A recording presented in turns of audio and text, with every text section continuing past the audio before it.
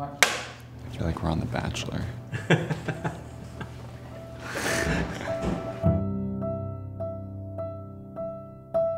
Ian and I were introduced after I did a movie with Destin called I'm Not a Hipster. It was a very tiny, family unit we were making the movie with. The producer, Ron Nager, had known Ian from his history and from college, and he presented Light Iron and Ian to potentially finish the movie. Kind of put the first couple clips up, and Ian kind of showed me what he was thinking of doing. He's like, how about this? And I was like, that looks really great, but I think, why don't we just do something totally different? I believe your exact words were, let's try to do the opposite of that. Yeah, not in a bad way, but in a creative way, and being exploring kind of a different look. And literally, Ian's response was like, okay. And so we did, and we kind of took it in this different direction. I always try to bring something fresh when I can, but also being sensitive to the fact that there's been a lot of talk and the whole production, this whole blood, sweat, and tears of shooting the film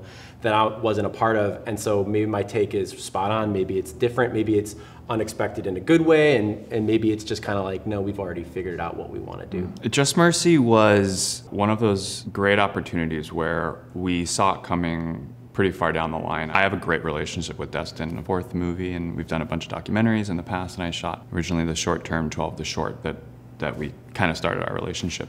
I read the book really, really early before Destin had even written the script.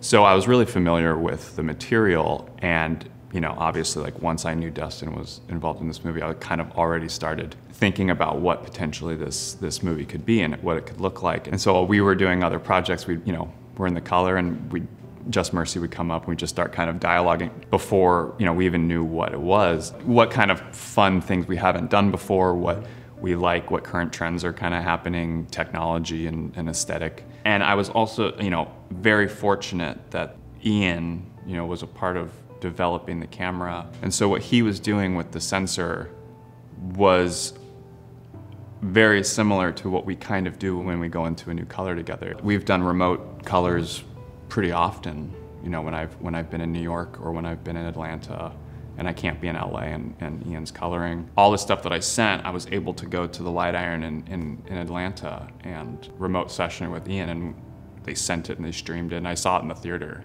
I saw it projected. You feel the room and you feel the space, and it's like you feel the character's relationship to the practicals and you feel it all kind of tied together. Yeah. And that brings you more into that character as well. So once we started really getting into it, we're like, okay, we need to bring this up, and really starting to shape it a little bit more, and drawing us always into Brian and Walter and their relationship, and just really drawing you into the individuals. That ecosystem, the Panavision Light Iron ecosystem, walking into it knowing that what you're shooting is going to be taken care of. The lensing was developed for the camera and was developed by the company that's going to finish the film. I mean, there was really no choice, once I got going.